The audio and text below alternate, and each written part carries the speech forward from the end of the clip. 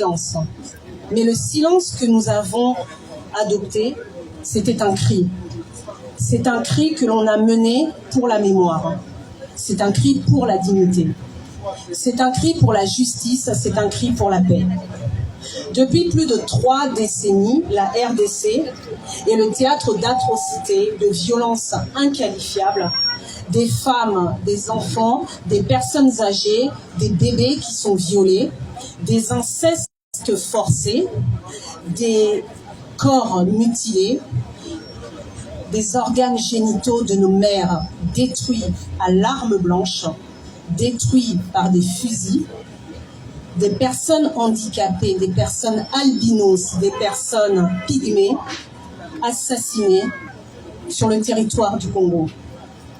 Des chefs coutumiers assassinés, éliminés, des populations déplacées et déracinées, comme si la terre ne leur appartenait plus.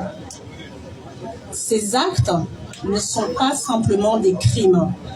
Ces actes sont des abominations, dans le sens le plus profond de notre culture congolaise, dans le sens le plus profond de notre culture bantou.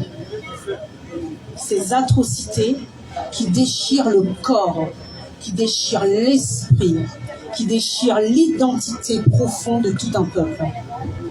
Et pourtant, jusqu'à ce jour, aucun tribunal pénal international n'a été institué pour juger les auteurs de ces abominations.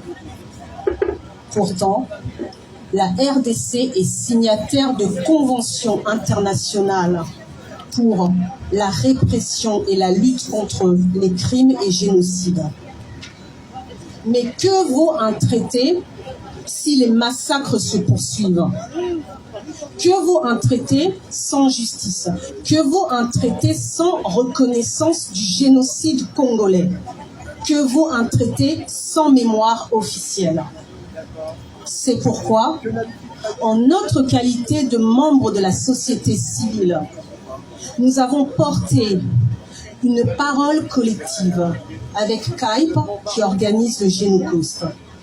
Nous avons co-rédigé un mémorandum pour la reconnaissance du génocide congolais, pour la création d'un tribunal pénal international et pour la sanction des auteurs, notamment ceux que l'on considère par la communauté internationale comme des intouchables, que ce soit des dirigeants de pays tels que Paul Kagame, M. Museveni et certaines multinationales qui peuvent les soutenir. Ce texte exige également la mise en place d'une loi appelée la loi Génocost, car jusqu'à présent, aucune loi ne reconnaît officiellement cette journée du 2 août. L'instauration de cette journée internationale de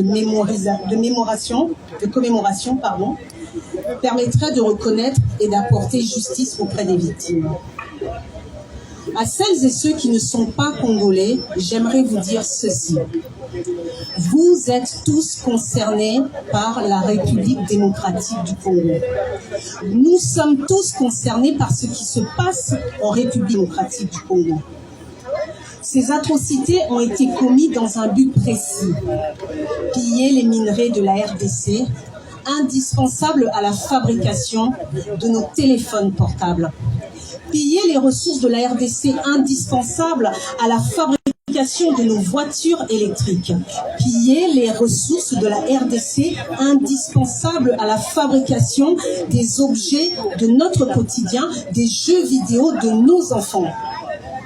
Chacun d'entre nous, que nous soyons en France, que nous soyons en Europe, que nous soyons dans les Amériques, partout dans le monde, chacun d'entre nous porte un fragment du Congo dans ses poches.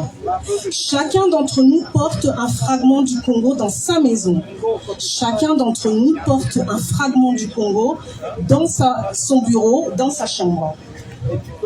Aujourd'hui, Le peuple congolais se lève. Nous nous sommes levés tous ensemble, que nous soyons à Paris, que nous soyons à Los Angeles, que nous soyons à Sao Paulo, que nous soyons à Bruxelles, se déroute partout dans le monde. Les Congolais se sont tous réunis le même jour pour se lever. Nous nous sommes levés pour crier justice. Nous nous sommes levés pour restaurer la dignité des victimes. Aujourd'hui, chaque Congolais de part dans le monde s'est levé pour rendre hommage à la mémoire des millions d'innocents, souvent oubliés et sans sépulture. Et aujourd'hui, nous appelons le monde, et particulièrement les consommateurs, à ne pas détourner les yeux. Nous appelons les non-congolais à soutenir la RDC, à soutenir le mémorandum que nous avons co-rédigé pour la vérité et la justice du peuple congolais. Merci. Ok, vous êtes toujours là? Allez, on se réveille.